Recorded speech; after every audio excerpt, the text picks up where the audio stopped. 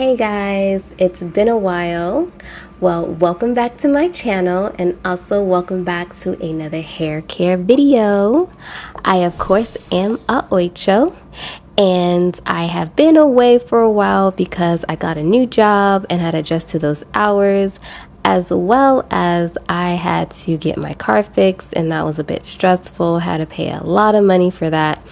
But it's okay, it's all taken care of, and we are back to uploading hair care videos on a weekly. So without further ado, let's get on to the video.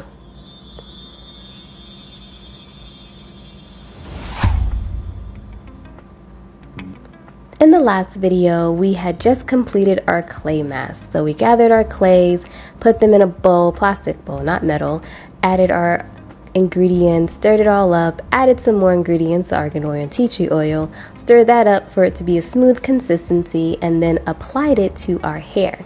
Now we made sure that we applied it from the roots down to the end of our hair first in order for the actual process of cleansing the scalp to happen over the cleansing of the hair strands, because that's not as important, because you really want to get the clay cleansed scalp cleansed. But after we applied it, we put it into buns to let it sit for 20 minutes and then rinsed it out in the shower. After we rinse it on the shower, of course, we have the liquid in the LCO, so we just have to go in with our Suave Professional's hair lotion for the cream. I do not section my hair here. It is wet, it's still wet and damped, but I don't section my hair here that much just because it's not really necessary to do so. I do apply a hefty amount. It's more like a quarter size for one half of my hair, a quarter size for the next half of the hair.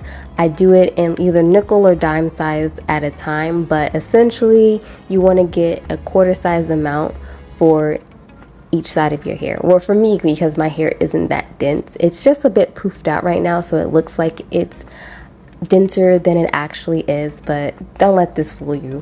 It's very much so thin. As you can see, when I pull it down, it definitely collapses to be thin and much longer. So also what I'm doing is pulling away any shedded hair that did not make it out of my hair when I was rinsing out the clay mask, just because it's hard to get all your shedded hair out as you have coily hair. It just wraps around each other.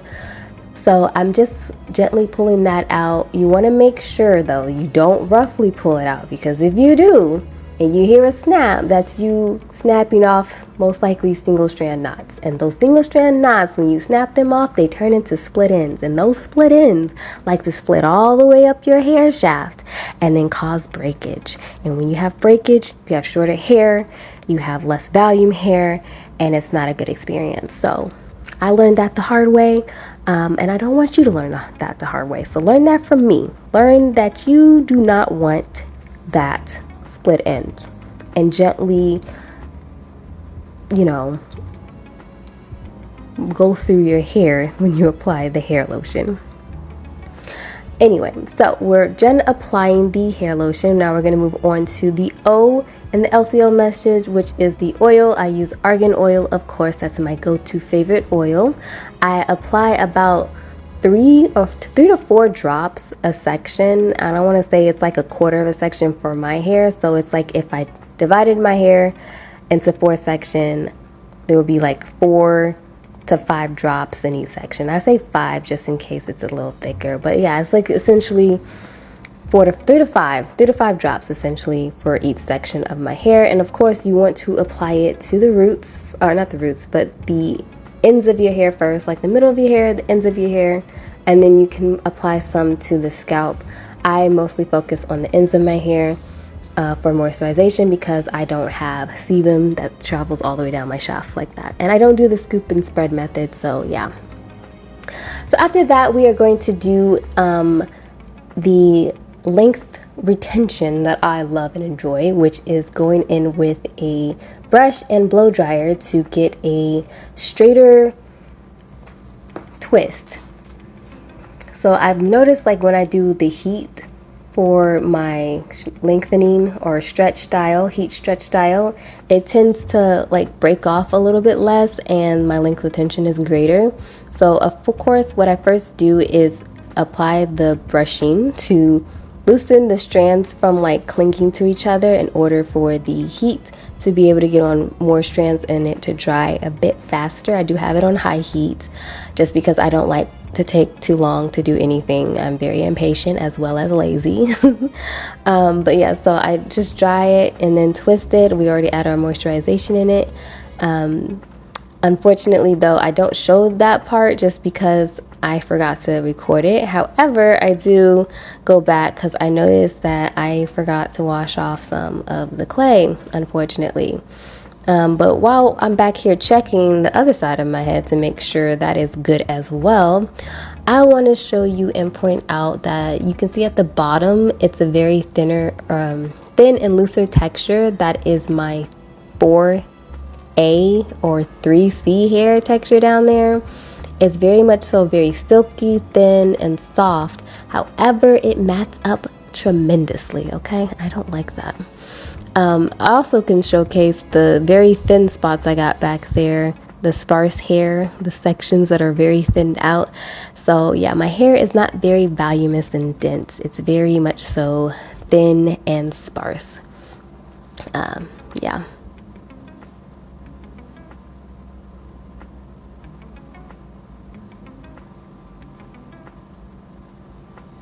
All right, now that I've verified that I have rinsed out all of my hair properly, I went back in and moisturized it with the hair lotion and oil, and now I dried it and I'm retwisting it back up. Unfortunately, I did forget the front of my hair, so in a second you're gonna see me turn and you're gonna see the clay that I forgot, even though I saw it about like 3 different times. Yeah, I forgot to rinse that out. So we go ahead and rinse that out real quick, and then of course I retwist my hair after I lotioned, oiled, and dried it, of course.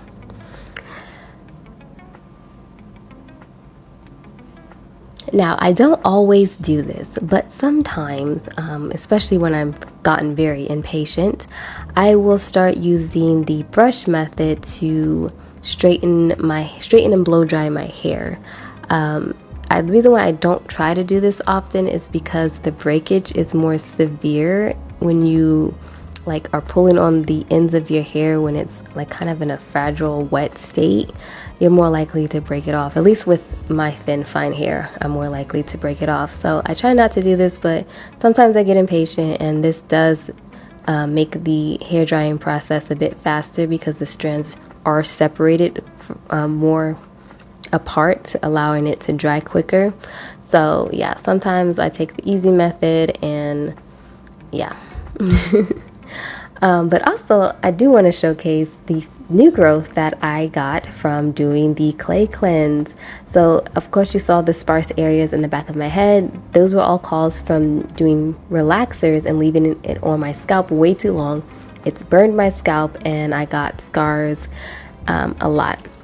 And as a result, a lot of my hair started growing in those sections. So to have the clay cleanse and do that for like 2 or 3 years, and to then I think I want to say like a year and a half have new growth coming in, phenomenal. I will always be doing this clay cleanse because I am always seeing phenomenal and great results. Hopefully if I stick to it, I can regrow a lot of the hair that I unfortunately caused to not grow anymore in the future.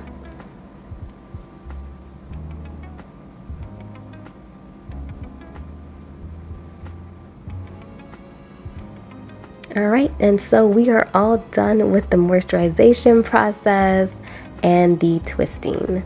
Hair is fully dry, moisturized, and twisted up, but we aren't completely finished yet.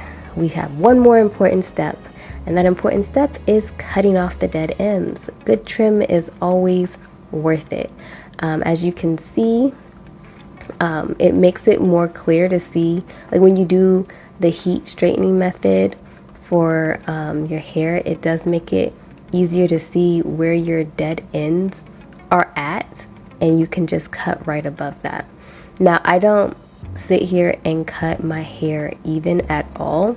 And also because my hair is the length that I really want it to be, or like getting close to the length that I really want it to be, I cut a bit above the dead hair to ensure that what's left over is gonna be my healthy hair.